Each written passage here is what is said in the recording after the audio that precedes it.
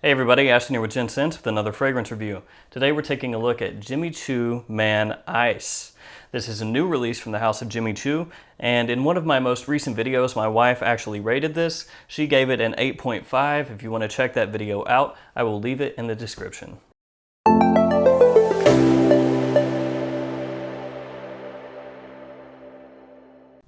Alright guys, let's go ahead and check out the presentation here. I really like the way the box and bottle look personally. The box has kind of a waxy textured feel. It looks like snakeskin. You have the name of the fragrance, the concentration and size here at the bottom. There's nothing on the sides or the top and not much on the back either. It just says Parfums Jimmy Choo down here at the bottom.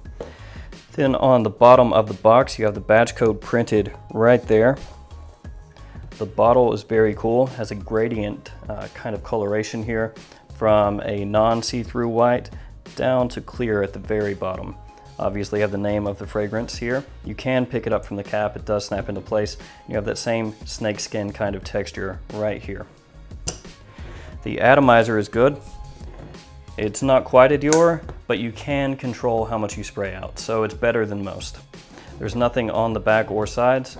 And then on the bottom you have the sticker with the badge code printed here on the sticker itself. That is the presentation for Jimmy Choo Man Ice. Personally, I really like it. The first time that I sprayed this fragrance on, it immediately reminded me of another fragrance, and that fragrance is Dior Homme Cologne. It's very similar off the top. Now it's not the exact same, but if you own or have smelled Dior Homme Cologne, if you're really familiar with it, when you spray this on, you should be able to pick out an immediate similarity between the two. Now that first similarity does start to die down after only just a few minutes, but it kind of sets you up for what this cologne is going for. My wife kind of alluded to it, but it does kind of remind you of that ice moniker. How some people will say Dior Homme Cologne reminds them of iced lemonade. This is right there in that same vein. This opens up with a sparkly citron and bergamot right off the top. So you have this good blend of kind of sparkling citruses. There's also a good amount of ambroxan in there. Ambroxan obviously was made super popular by Sauvage, and it's in countless releases nowadays. So you have that effervescent kind of ambroxan feel riding along with that citrus right off the top. This one hits the mid really early on. I'm talking within 10 to 15 minutes, those top notes are gone. They leave like that. They smell great, they just don't last. It becomes more aromatic in the mid and it almost gets slightly earthy. It's still a very clean fragrance and it's more ambroxan than anything, but it gets just a tiny bit of an earthy vibe. Once this dries down, the citron and bergamot is pretty much gone. So you have ambroxan, which loses a bit of its effervescence. You have a clean musk, and then you even have a little bit of cedar and oak moss, but they're not really strong notes of cedar or oak moss. You're mainly dealing with that ambroxan and a clean musk at that point.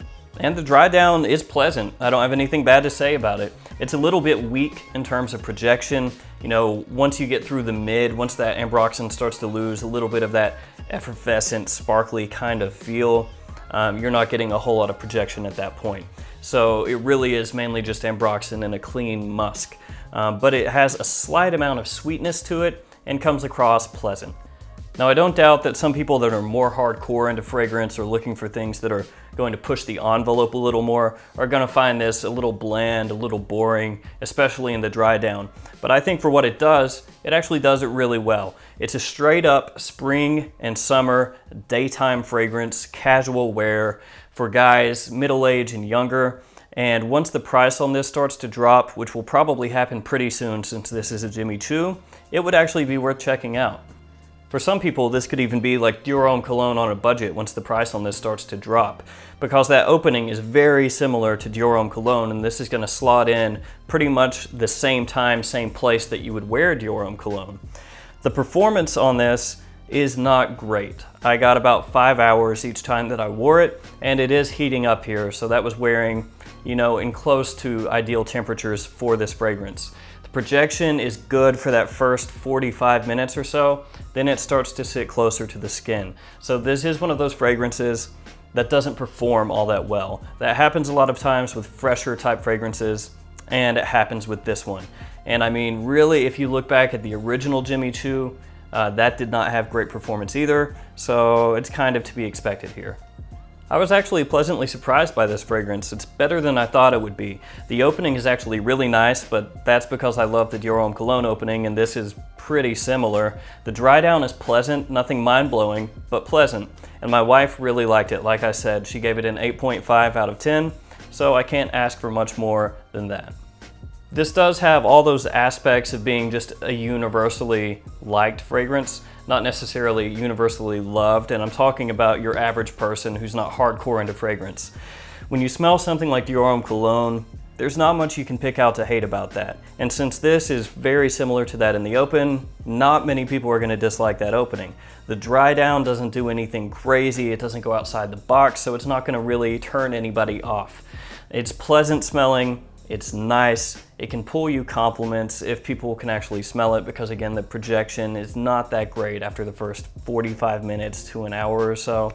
My recommendation would be to wait for this to go down in price if possible, because most Jimmy Choos are decently discounted, including the women's fragrances, so it's kind of across the house. They get discounted pretty early on.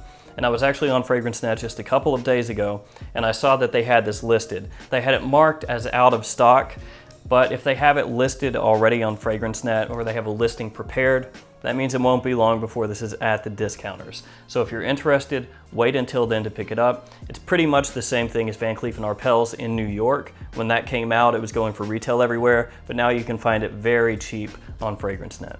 One quick thing about this fragrance on Fragrantica. If you check that website out, you'll see lots of people have downvoted this, saying that they hate it, saying that patchouli is the dominant note here, and it's definitely not. I'm sure most of you know this, but anytime a new fragrance is released, especially if it's from a house that's not really talked about that much or very esteemed, for example, Jimmy Choo, people will go onto Fragrantica and crap all over the fragrance before they've actually smelled it. So that's what's happened here. It's not an amazing fragrance, at least not to me, but it's definitely not bad. So if you go into Fragrantica, especially on new releases, and you see a fragrance that's been crapped all over, don't really take that to heart. Go ahead and try it yourself first, make up your own mind, don't pay attention to it. Alright guys, that's my review for Jimmy Choo Man Ice. Let me know what you think about this one. Personally, I think I'm going to give this one a good amount of play this spring and summer. As always, thanks for watching, like, comment, subscribe, and I'll see you guys next time.